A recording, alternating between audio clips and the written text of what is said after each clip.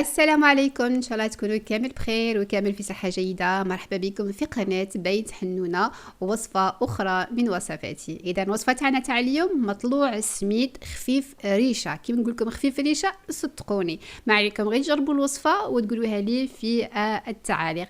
دونك كاين بزاف من الناس يخافوا من مطلوع السميد. انا تاني كنت نخاف من مطلوع السميد، لانه في بالي المطلوع لازم تاع السميد لازم له العجن بزاف. يعني المطلوع تاع الفرينه يجي بزاف خفيف وما يطلبش العجن بزاف، ولكن المطلوع تاع السميد كنا نعجنوه بزاف ناشف في الناشف. تبعوا معايا الوصفه وشوفوا السر وين راه باش تجيكم العجينه خفيفه بزاف. دونك نديروا السميد نتاعنا. هنايا استعملت سميد رقيق جدا، النوعيه الناس اللي في فرنسا استعملت لو غونار، يجيك هايل به المطلوع. ملعقه كبيره من خميره الخبز، ملعقه صغيره من السكر. وهنايا ضفت يعني شويه نتاع الماء في الخميره مع السكر باش يعني تخمر شويه. درت شويه ملعقه كبيره نتاع زيت الزيتون، يمكن تعويضها بالزيت العادي، وملحت الملح على حسب كميه الدقيق اللي عندك. وهنايا ضفت الماء.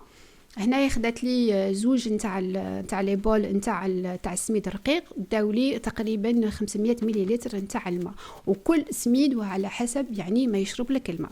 السر في العجينه لازم تعجنيها جاريه، هذا هو السر. شوفوا العجينه كي راها فريمون جاريه. هنا راني غلم في العجينه، مازال ما عجنتهاش، خليتها تريح شويه يعني 5 دقائق، ومن بعد ضفت الباقي نتاع الماء. كما راك تشوفوا العجينه فريمون تجي تحسيها في ما بين يديك باللي راها جاريه وراها الاستيك، وما شوفوا ما تلصق لكمش بزاف، يعني هي جاريه بصح ما تلصق لكمش بزاف في يديكم. شوفوا كيفاش راني، هذا هو كيفاش راني يعني نتحكم فيها ماشي لاصقه بزاف. فريمون ماني دايره والو في يدي انا هنايا، ونخلوها ترتاح. كي تشوفوا باللي طلقت هذيك العلك نتاعها مليح، تعرفوا باللي خلاص العجين ما تزيدوا تعجنوها. دونك هذا هو السر، لازم تعجنوها جاريه باش يجيكم المطلوع نتاع السميد يجيكم بزاف خفيف وهشيش. هنا جبت غرفيه درت فيها شويه نتاع الماء، ملعقه نتاع الزيت باش نقطع العجينه تاعي. وهنايا رملتها. هنايا دائما ندير انايا السميد يكون رقيق وندير له شويه نتاع الفرينه ونخليه ابار باش هذاك هو اللي نقرص به المطلوع نتاعي. درتها في ورق الطبخ، على ورق الطبخ عفوا، باش يعني باش ما تغلبنيش وما تلصقليش ايضا كي يضاعف الحجم تاعها وكي يخمر. دونك هنايا قرصتها على حسب يعني كل واحد. هنا جاتني زوج مطلوعات صغار وواحده كبيره، كل واحد وعلى حسب كميه السميد اللي يديرها. غطيتها وخليتها في مكان دافئ باش تطلع لي. وهنايا من بعد اللي خمرت لي غادي نروح نطيبها، كل وحده وطريقه الطياب نتاعها. انا نطيب في هذه لا بلاك دو كويسون، يعني تعاوننا ايضا في الطياب. ما عنديش الغاز فكل شيء عندي الكتريك، فنطيبها في هذه الكتريك. دونك نطيبوها حتى نشوفوها طلعت لنا، ومن بعد نقلبوها على الجهه الثانيه. كما تعرفوا في الاختمار ما خصهاش تخمر لك بزاف باش ما تعاودش تطيح لك في لا كويسون كي تجي غادي تطيبيها. دونك في لا كويسون كي نحطوها غادي تزيد تطلع.